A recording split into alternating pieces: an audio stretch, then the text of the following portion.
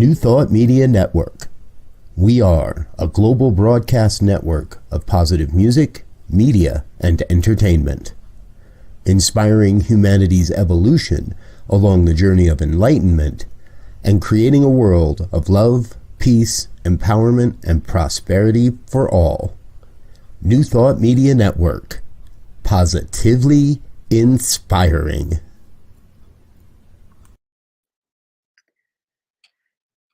Hello, welcome to the New Thought Media Network, and we are doing the lecture series that we meet every Saturday morning to talk about the Science of Mind textbook. And we have just a great group of people who are so enthusiastic about this teaching. And I am Reverend Victoria Bomberry, and I am the Minister of Transformation at Riverside Center for Spiritual Living in Riverside, California. And I am just so thrilled to be with you today to talk about this chapter, to continue what Tracy Brown started last week. And we are doing the nature of being vision casting. So Tracy did just a tremendous job last week, setting the tone, and she showed up, after having oral surgery, and she was here, fully orbed, and right there to give the lesson. And I think that it was a great example of just setting intention to know that where we are right in the moment is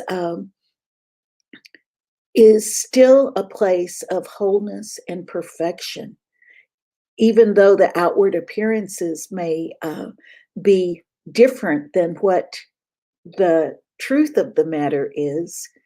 We can still live these incredibly powerful lives, no matter what those outward appearances might be.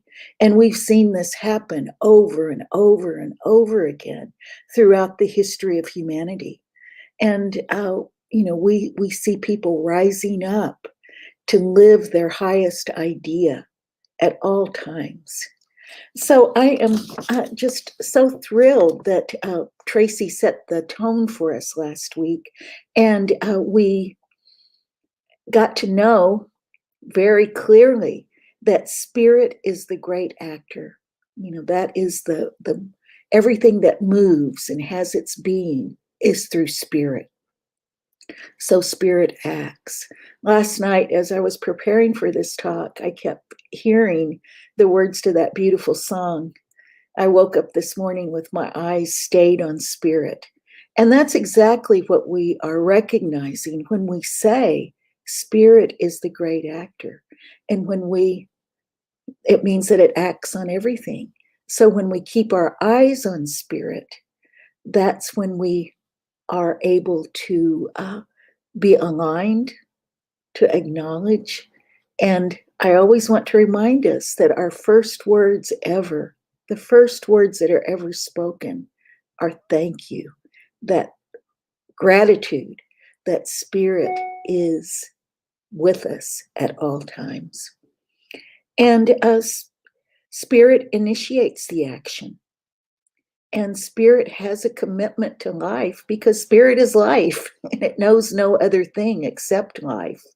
And this is so exciting, I think, when we think about,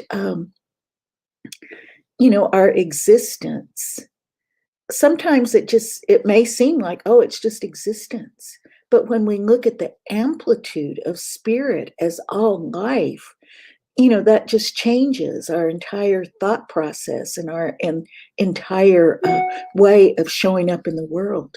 When we are animated and we have that faith in spirit, we are just right there in the moment, and we have the full amplitude of the wisdom of the ages and what we're experiencing right in the moment. And Tracy reminded us that soul is the medium through which the transformation takes place. And, I love Ernest Holmes' definition of the medium. He says it's unformed stuff Right. And I love that because it reminds me that, there is so much mystery in this. And I love that mystery and that wonder. We don't really know what it is, what this medium is really. We're experiencing it. We know that it works. And as Ernest Holmes laid out these ideas that are the wisdom of the ages, he gave us a framework from which to work, right? And just to know that, this medium is unformed. So what goes into it can come into form and become the body. So this is the medium having the thought planted in it and then bringing forth the body, the manifestation of that thought. So we keep our eyes on spirit at all time, and those thoughts can be the thoughts that are transforming our world. And of course, we can use it in different ways. We have choice. And that's the most powerful thing I believe that we have learned through religious science, is that we do have choice at all times, and we are empowered, and we can decide to use this constructively, destructively, or we can just kind of sit around and just be that. We can just be awaiting the odds. What are the odds for things to happen? So we can be passive and not really engaged in life. So there's not just an either or. There's a lot of room in there, and sometimes we fall in different categories there. But what we're doing with religious science is, as we train ourselves to keep our mind on spirit and those high ideas that are spirit, then we can bring those high ideas into form. So that's our function, as human beings, is to tap into that. We are sometimes, I think that we may believe that we are controlling everything, but we're really not controlling. We're allowing. And I love that word. We're allowing spirit to work through us and as us. And that is our goal, right? To have spirit work in us and through us and as us. And that is truly living in the kingdom of heaven. And the other thing that we picked up last week is that this is always evolving. We know that spirit is all-knowing, self-conscious, choosing, intending for life to occur. So life is happening. Life is going forward, no matter what. Without us even being aware of it.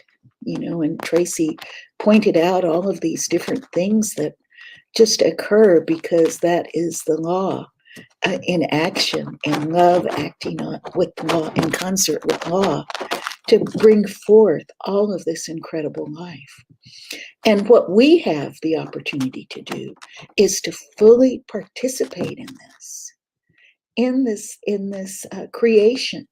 We're not creating necessarily. We are not the creator. We're not the spirit. We are imbued with everything of spirit, and we are in this form right now, allowing spirit to work through us. And we're always evolving.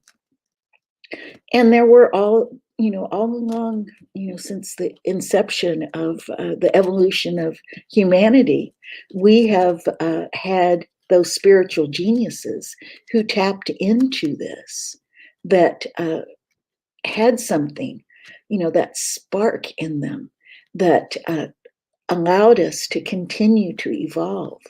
And as we evolve, we become more aware, who we are as these spiritual beings. And there's no separation between us and spirit. There is no separation between us and this form that we are temporarily in. And we are able to use that knowledge in a very, very profound way. So we know that this evolution is occurring. And I like to, sometimes I think that, when we're doing our work, we think, oh my goodness, we've been working so hard to make this happen, and we haven't moved forward at all.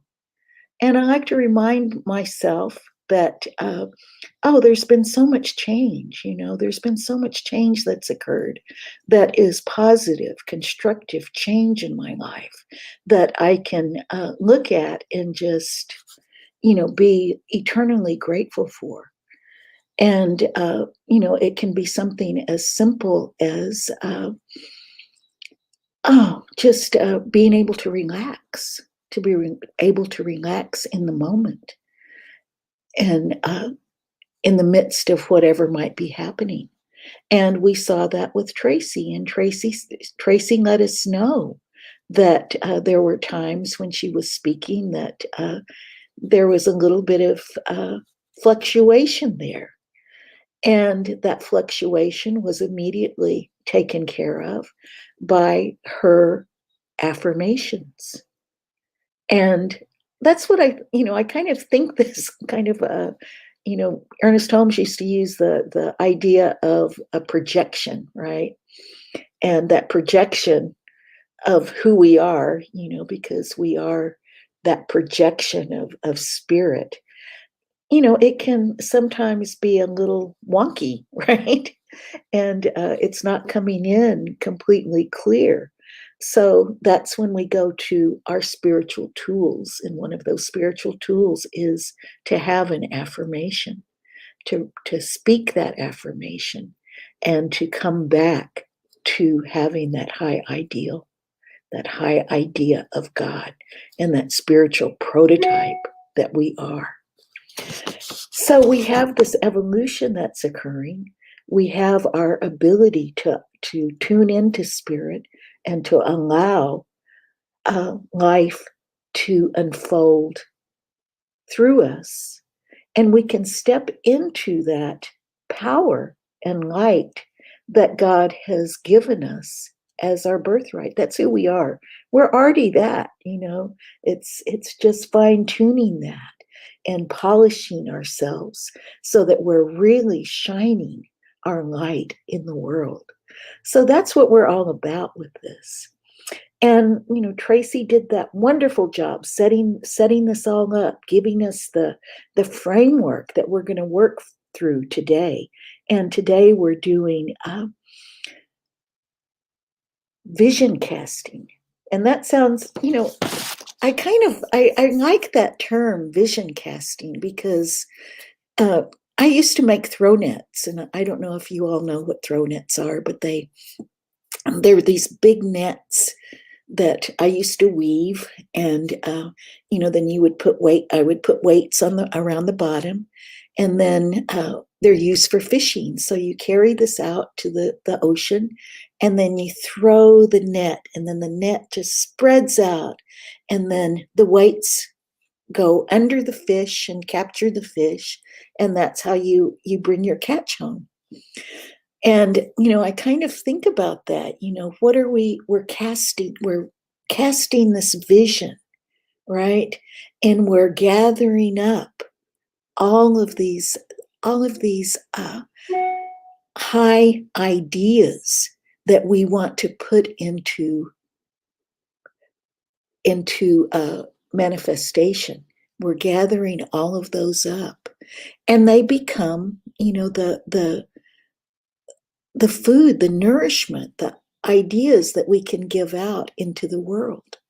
And it is an incredible kind of power that we have to do this vision casting.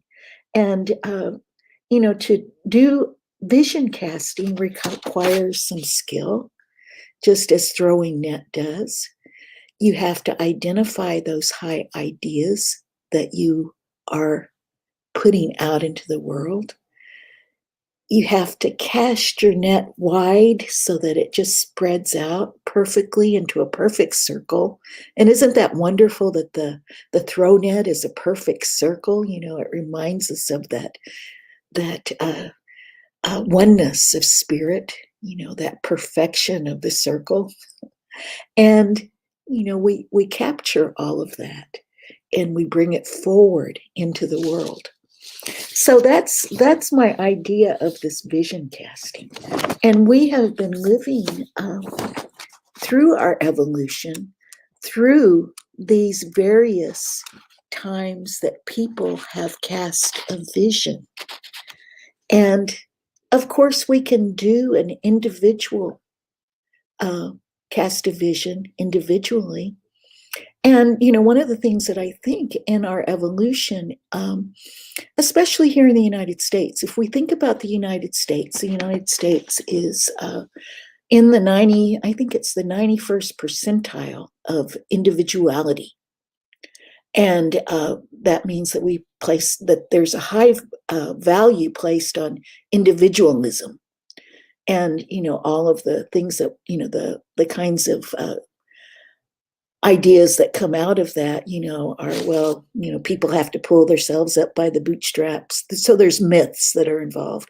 Pulling yourself up by the bootstraps, that rugged individual that's going out into, these wild areas and taming the land and doing all that kind of thing. That's part of that vision of this individual, that rugged individual.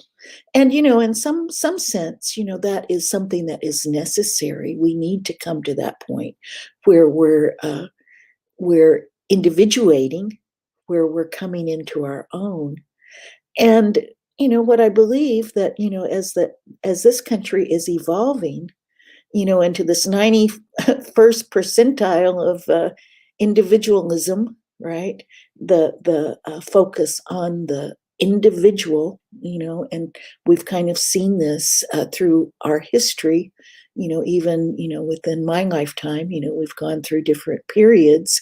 And, we had this rise and kind of a focus on me, and me alone. And some people see that as freedom, focusing on me alone. But here we're coming into a different kind of situation. We are evolving so that we have that emphasis on individuating, coming to wholeness as people, and we're moving into, a recognition that, it's not just all about me. I'm really a part of something much bigger. And, we're understanding more that spiritual part of ourselves. Even people who may not think about spiritual matters per se, they are understanding that there is something much larger that they're a part of, that there is something higher. There is that part of themselves that needs to be nurtured, that spirit, that individualized emanation of God needs to be connected to that wholeness, right? So this is exciting. And we're right at this really powerful moment right now where we are understanding the necessity and the reality that no one does it alone. You're not alone. First of all, we know that, we want to recognize I have my eyes stayed on spirit. I am a part of spirit. The next thing that we want to recognize is that we are a part of this. We are a part of it. And everyone else is. When we look into their eyes, we can say, oh, I see you. I see spirit in you. I really see you. this beautiful, beautiful individual that is expressing God in this very moment. And, that is a wonderful, wonderful thing to see. And, I was thinking about this earlier, and I was thinking about when I was younger, and I would have kind of twinges of jealousy when I would see somebody who was, doing something, and it would be like, oh, darn it, that's something I really want, and I started to recognize, oh, yeah, it's something that I want.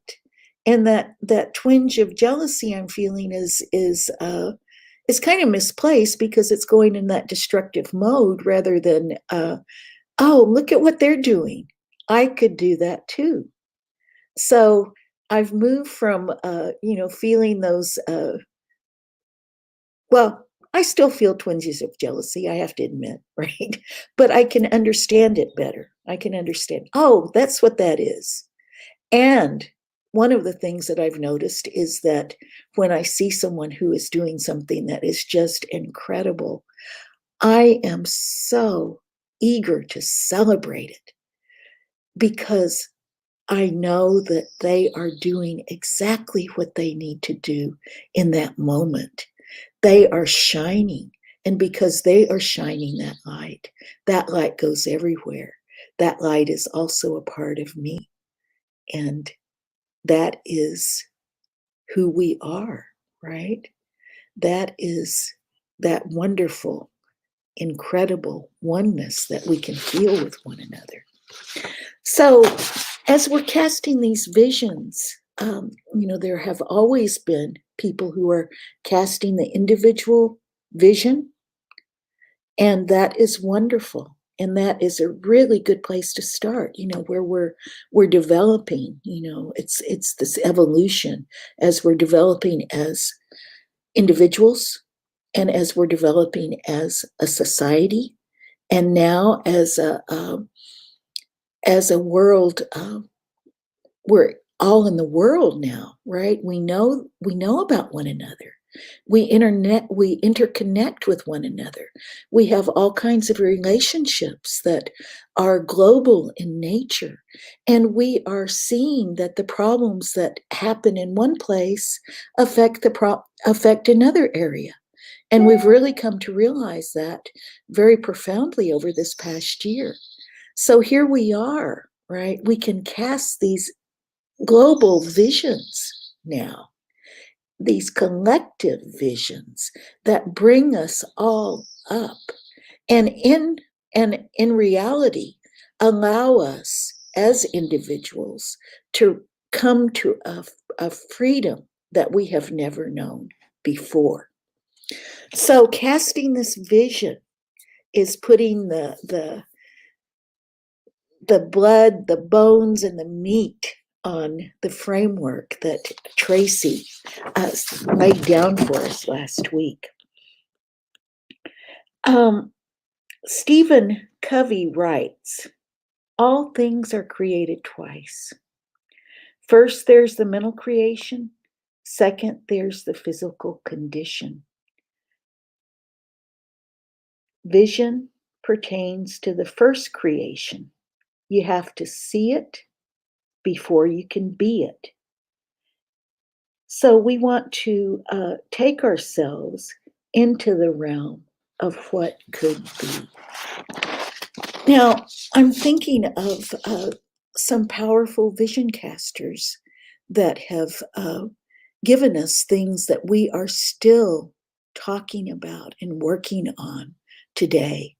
And one of the most powerful vision casters who had a tremendous impact on me was Dr. Martin Luther King Jr. and his I Have a Dream speech in 1963. I was a small child, and yet that resonated so powerfully with me. And I know that it resonates with people all over the globe. And, who have heard it. Not everyone has heard that speech, but it is disseminating. It was disseminated here. And remember, when he cast that vision, when he threw his net over the water, there were a lot of things that were obstacles for bringing all of this together, to bring it to us as this nourishment. There were those fishes that he brought up. People were caught up in this vision, and they in turn were able to take this vision out into the world.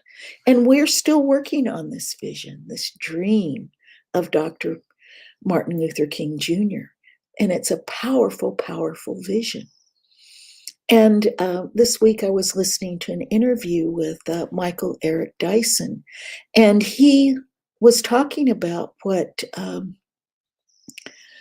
his life was like growing up in Detroit in a very poor neighborhood, and the influence of the church on him. And he's a minister and a professor and a radio radio host and a political commentator.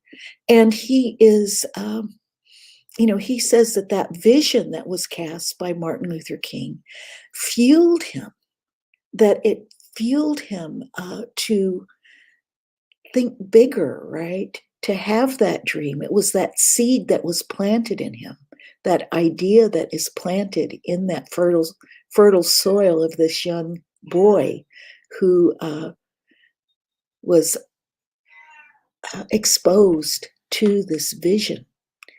And through a series of circumstances, right, he became an orator at a very young age. He was 11 years old and he became an orator, and he had a very good memory. So he was able to quote things, and he was able to put things together in a way that people could hear it. And when we're talking about a vision, tells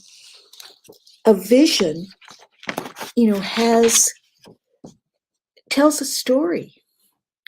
That vision tells a story. And what did Martin Luther King tell us? His dream was that everyone would be recognized for who they are. So the quality of their character, who they are as people, that they wouldn't be judged just by looking at the color of their skin, that people would stand side by side and work side by side, that they would be just imbued with love for one another, and looking into one another, they would see that God in one another. So he didn't use those exact words, but anytime we're talking about love, we can't help but go take that next step. When we love someone, the way that we see things is completely different. When love comes into the equation, it's as if everything goes into color. It's as if we've been living and looking through the glass darkly, right? As the Apostle Paul tells us. And here we are in this moment with a completely different story that we're telling in these times. We are enacting that vision. We are embodying that vision. We are fleshing it out. And it isn't, we may think, we may be impatient. And if we are impatient, that means that we go back and do our work to weed out anything that may be getting in the way of that vision. But we are always doing it from that position of love. And Ernest Holmes tells us that all nature waits on man's recognition of and conscious cooperation with her laws, and is always ready to obey his will. But man must use nature's forces in accordance with her laws and in cooperation with her purpose, which is goodness, truth, and beauty, if he wishes to attain self-mastery. And I want to take this a little bit further. We talked about self-mastery, and we are working in that self-mastery mode, to train ourselves to not go back to these habitual things or these received things that we've gotten as we've grown up. But here we are. We are able to participate in a way that we've never been able to before, just because we are waking up. We are more aware. So we're gaining that self-mastery, and the spirit of man, which is his self-knowingness, is the only part of him that has volition or self-choice. All else acts as automatic law. Man's conscious thought, acting through law, may change any condition in his experience, provided he can clearly conceive of such condition being changed. Limitation is not inherent in the law, but is the result of man's inability to embody the truth and constructively use the law. Man has at his disposal, in what he called his subjective mind, a power that is limitless. This is because he is one with the whole on the subjective side of life. So here we are seeing Ernest Holmes, talk about our ability to change any condition. And in this casting of a vision that Reverend Martin Luther King did, he could see this new world. Instead of just talking about the new Jerusalem, he started putting out these words about the new Atlanta, the new Memphis, the new Detroit. And we could go on city by city, town by town, and we could just have this incredible vision that of and seeing it powerfully. We can tell this new story that is coming through us because we have our eyes on spirit. We keep our eyes on spirit, and we're bringing these high ideas from spirit into fruition. They're coming through us and eventually as us into being. Now, that ability to see a new story is a powerful ability. And Centers for Spiritual Living has a global vision. And Robert, would you give us that slide, that first slide? We envision all people, all beings, and all life as expressions of God. So I've talked about that. Yes, we see everyone as an expression of God.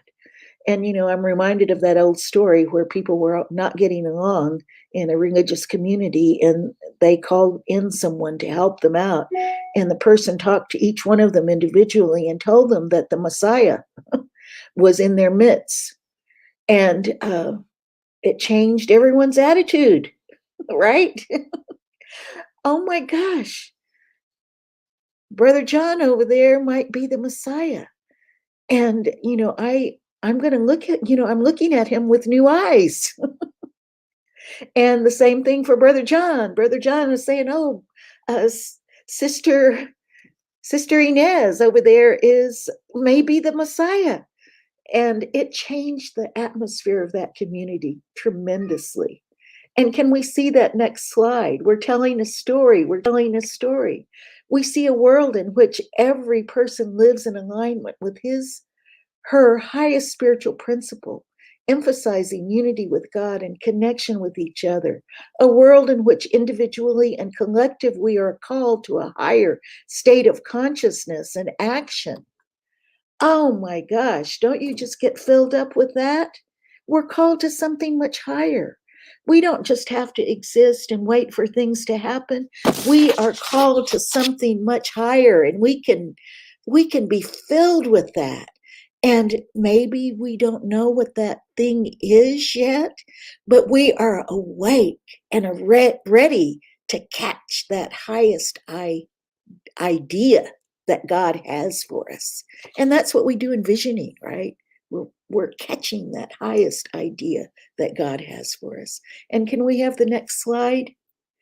We envision humanity awaking to its spiritual magnificence and discovering the creative power of thought, a world where each and every person discovers his, her own personal power and ability to create an individual life that works within a world that works for everyone. And isn't that amazing? That is such an amazing statement. And I want to pull out this one part, a world that works for everyone. And I want to make one comment about, how we're using language and the evolution that we're going through right now. We're seeing, as I speak, this amplitude occurring. We've kind of spoken in binaries for years and years, his, her, good, bad, all of these different binaries. And, as we're called to do non-dual thinking, we're called to step into the spiritual realm. So even with these binaries, we're realizing, oh, it's not just that. There's a whole range of genders, right? And we can no longer just talk about his, her. That may be some people's identity and pronouns, but that doesn't include everyone. And we include everyone, and we're seeing that amplitude that is within creation. We're waking up to just this marvelous, this miraculous creation in the here and now. So, Robert, would you put up that last, a world that works for everyone? This is our slogan, right? We need something that will bring our vision together, that we can just put out there. And, I'm calling it a slogan because I do work with slogans. I work with Buddhist slogans that remind me of how I can be in the world, right? And this is another slogan that I love to work with, a world that works for everyone. And I think that calls people in, right? I know there's been people who've been talking about calling people out. And there was one woman who said, how do we call people in? And I think this is how we call people in, a world that works for everyone. That's what we are about. We are about creating that world that works for everyone. And let's go through this vision. I'm just going to go through it. We're getting toward the end. And I want to ask anyone who has a comment or a question right now, please jump in here, because I get really excited and I can just talk and talk and talk, because I get excited about these beautiful ideas that we have, and that we do have, this power to master our thoughts so that we can put that into this vision and put flesh, blood, and bones in it, so that I am that walking example. I am that walking idea of God right here and now. That's my goal. I want to be that clear conduit for spirit, to be that joy that I have been called here to be. So if there's any questions, please put them in right now. And and I'll see them come up. So anytime, put those questions in. Okay, can we go to the next slide? Oh, what fosters a faith, fosters a living faith in oneness, individually and collectively? Oh, you know what fosters my faith? I have, I am 72 years old, I think. I think I'm 71. I'll be 72 this year. I'll get ahead of myself. But anyway, I have seen so much happen over the course of my life. And I'm talking about being inspired by this vision of Martin Luther King Jr. And to really see everyone as as who they are. That fosters my faith and my hope to see people as we've seen for such a long time as Martin Luther King Jr., who could cast this vision, and in the last speech that he ever gave before he was killed, he could say, I have been to the mountaintop and I have seen the promised land, and I may not get there with you, but I have seen it. So that incredible faith that he exhibited the night before he was killed inspires me, right? He had such a faith in life and a faith in that eternal life. He may not have been here physically to see the fruition of his work, and we're still working on the high idea of it, but he has seen it. And that's the most powerful thing that we have. We have that capability of seeing that future. That's why we work on mastering our thought, because in creating and casting these visions, if we can keep our eye on that prize, there is nothing that can deter us.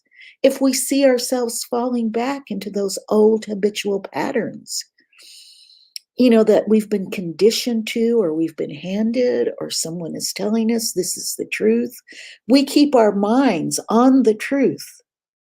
And I always see these miracles happen.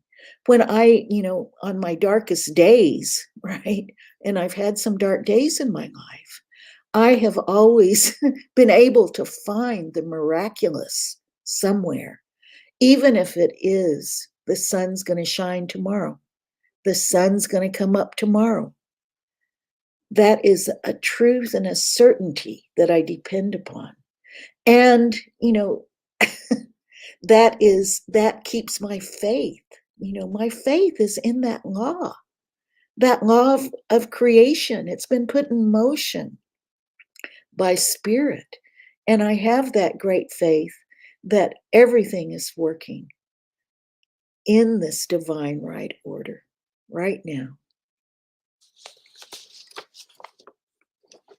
So we are getting toward the end of our time together, but I want to continue with our global vision. Can you put the next slide up? We envision humanity awakening to its spiritual magnificence. Oh, we've done this one, the creative power of thought. Let's go to the next one. We envision a world in which we live and grow as one global family that respects and honors the interconnectedness of all life. A world where this kinship with all life prospers and connects through the guidance of spiritual wisdom and experience. A few years ago, I would say, we've come a long way. This is another example.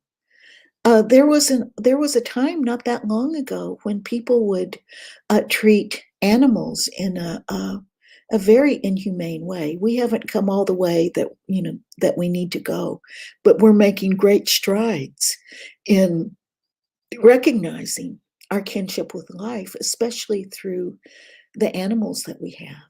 And that's starting, I think, on an individual basis too. We have our companion animals, and we're no longer seeing them necessarily as property or as pets. We're seeing them as our true companions, as our true kin. And, as a Native woman, this is what I was brought up with, is that, this is, there's my brother out there.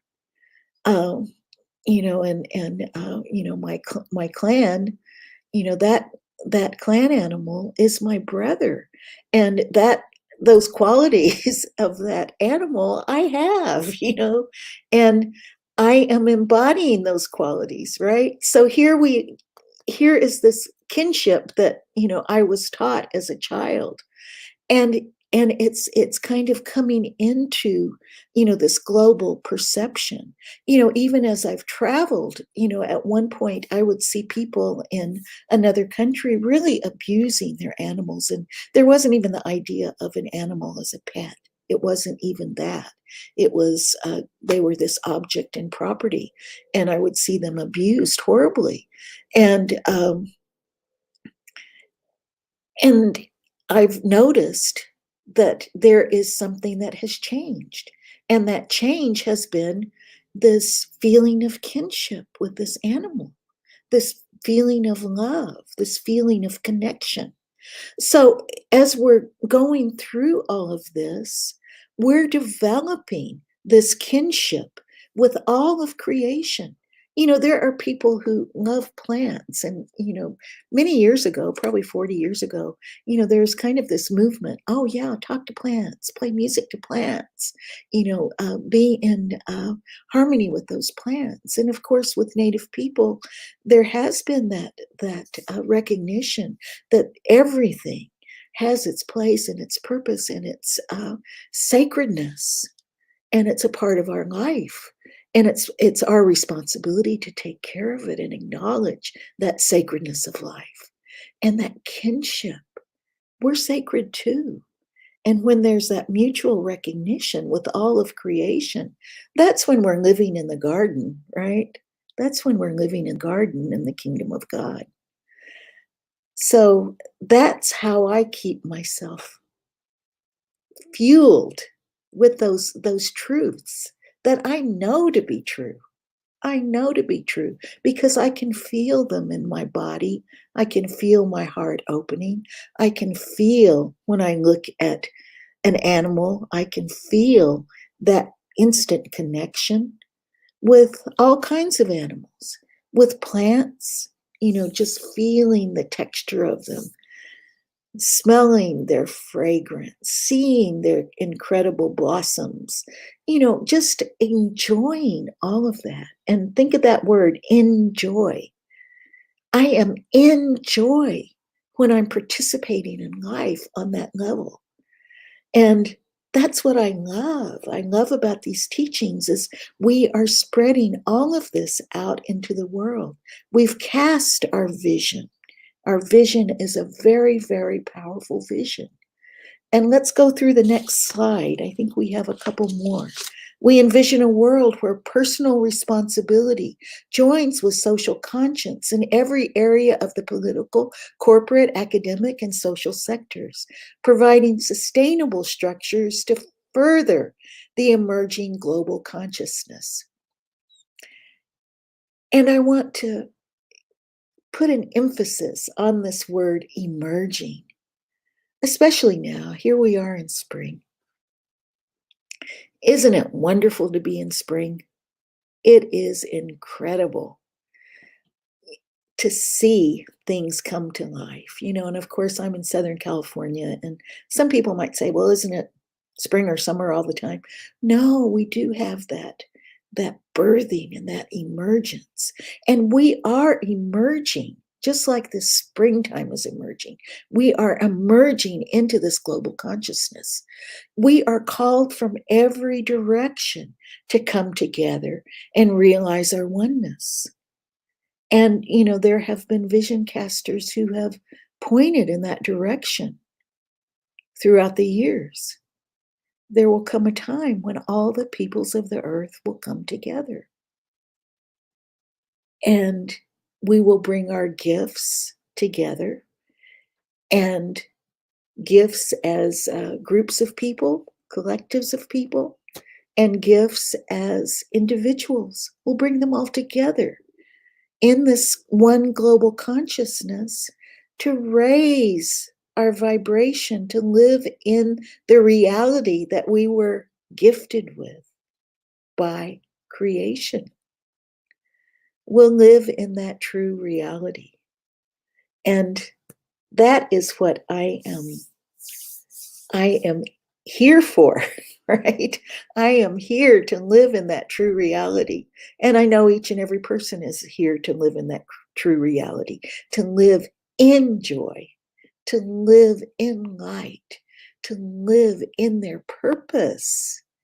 And, your purpose might be just exactly what someone needs. And it may be a purpose for a day to show up, to show up somewhere as you. And that can be a powerful, powerful purpose. And, of course, we have all of these other things that are our vocations that we're drawn to, that call us, that outpicture as us. And here we are, uplifting this incredible global consciousness right here and right now. Here we are. We're seeing it unfold right before our eyes. And, all we want to do is stay awake. Wake up, stay awake, be aware, enjoy, be here right now. Can we do the next slide, Robert? And I know you'll let me know when we need to be winding down here. We envision a world where each and every person has enough food, a home, and a sense of belonging, a world of peace and harmony, enfranchisement and justice. And this is exactly what Dr. Martin Luther King was talking about. His vision is enfolded in the vision of Centers for Spiritual Living. And his vision was very much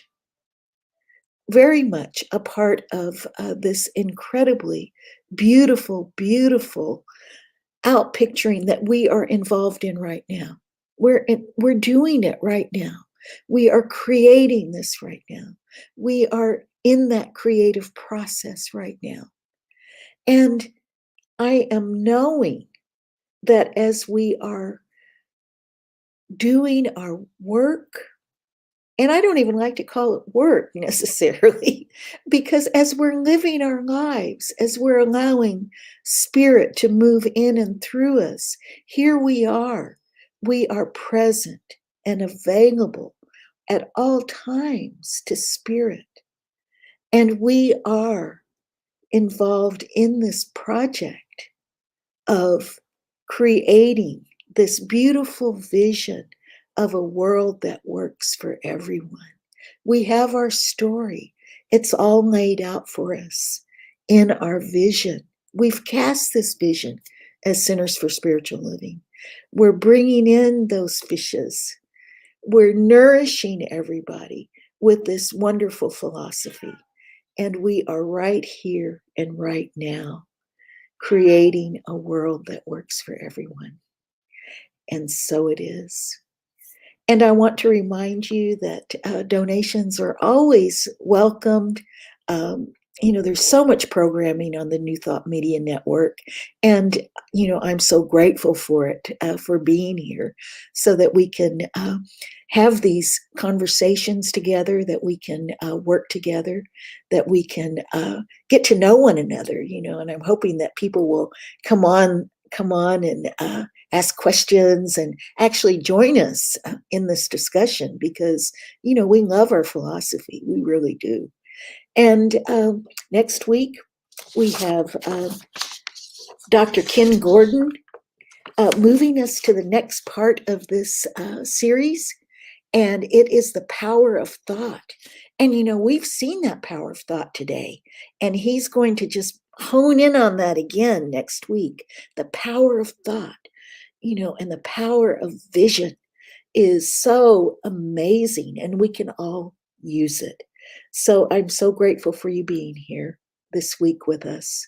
And I will be here next week with you to hear Dr. Ken give us the next message. Thank you so much.